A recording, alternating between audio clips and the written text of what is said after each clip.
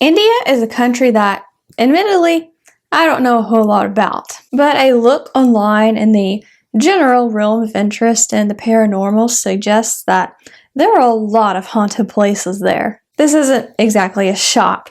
India is pretty big and has a pretty long history, so paranormal activity, or at least talk of it, is to be expected. Let's look at a reportedly haunted mansion in one of India's top tourist destinations. This is Charleville Mansion. Charleville Mansion is in the mountains of Shimla, the capital of the Himachal Pradesh, which I really hope I'm pronouncing correctly. A Pradesh is basically a province or territory. I think the word is used throughout Southeast Asia. In 2011, the population of Shimla was just under 170,000, so it's not quite as small as some of the other towns we've talked about in these videos. Most sources I read said Shimla was beautiful, with snow-topped mountains, lush green fields, clear water, and flowered valleys. One source even said it was a retreat destination for Gandhi, but I couldn't confirm this. So if you don't know, India was under British imperial rule from 1858 to 1947. The first story associated with Charleville Mansion doesn't have a specific time period it takes place in, but it does involve an army officer, and all of these stories involve the British in some way. So this army officer arrived at the mansion at some unspecified time, and before long, he started to hear rumors that the house was haunted by a poltergeist. From the little I knew about poltergeists before researching for this video, they seem to attach themselves to people rather than places like most ghosts. I don't think that was the case here, since this ghost seemingly stays in the mansion the whole time and never leaves. But poltergeists are known for other things. One of their major characteristics is an unusual level of violence, or at least chaos and noise.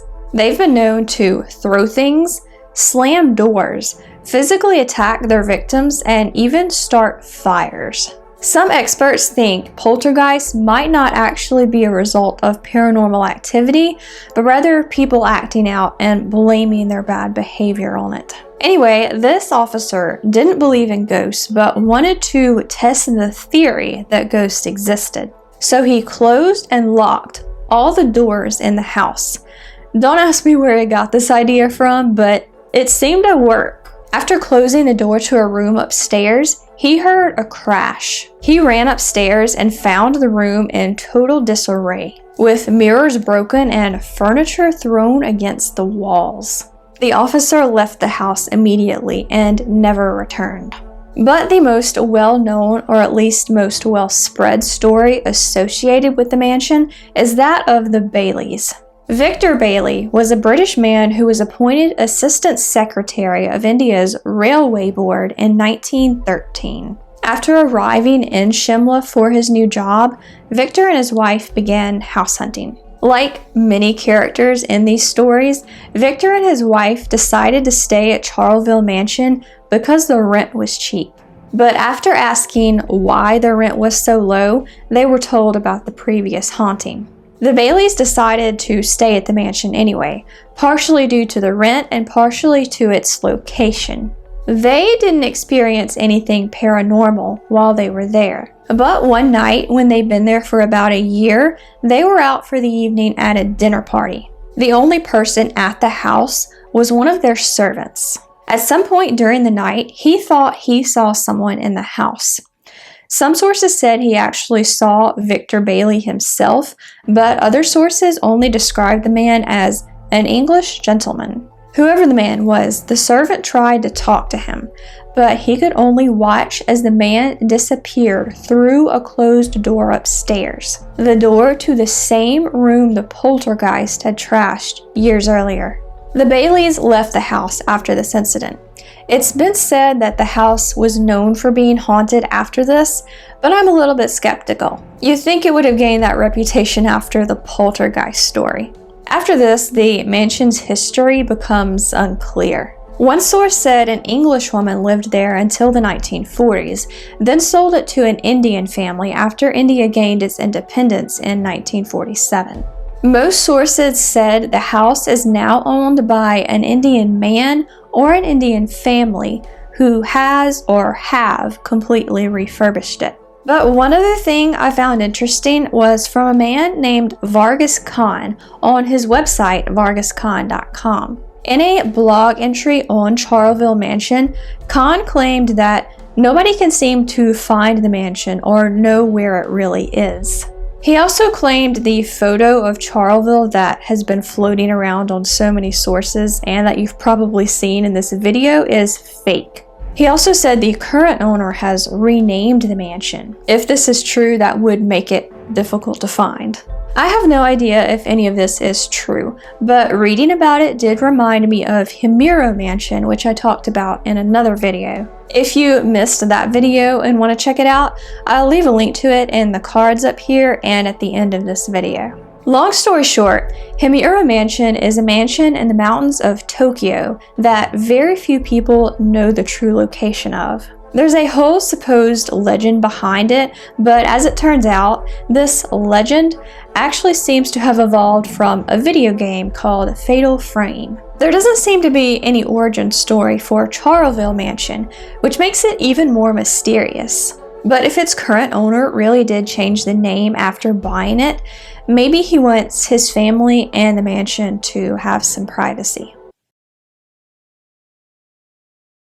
In multiple sources I looked into, it was said that Rudyard Kipling talked about this mansion in his short story, My Own True Ghost Story. You're probably familiar with at least Kipling's name, even if you only know him from the cartoon adaptation of his famous work, The Jungle Book. According to Britannica, Kipling's family belonged to the highest Anglo-Indian society. I'm not 100% sure exactly what this means, but I'm assuming Kipling's family was British. Kipling was born in Mumbai, but taken back to England at age 6 and put in a foster home. He spent time in the US, but returned to India in 1882, when he would have been about 17. He returned to England in 1889 and went back and forth between there and the US until his death in 1936. My Own True Ghost Story details an event that reportedly happened to Kipling when he was staying at a bungalow in Shimla while traveling. Charleville Mansion is never mentioned by name, so I'm not sure how people know this is what he was talking about. I'm pretty sure there are other haunted houses in Shimla, but I could be wrong. According to Kipling's story, he spent the night in a bungalow in Shimla referred to as Katmal Dak Bungalow. I could not figure out what language this was in or what it meant. During the night, he heard what sounded like people playing billiards. He thought these people were doilies, which is a nickname for newcomers in the Air Force Academy. When he asked a servant about this the next morning, the servant told him there were no doilies staying in the bungalow that night. But, the servant continued, a man had died in the house once, back when it used to be a billiard room. Kipling could have sworn he heard people playing billiards, but never actually saw anything.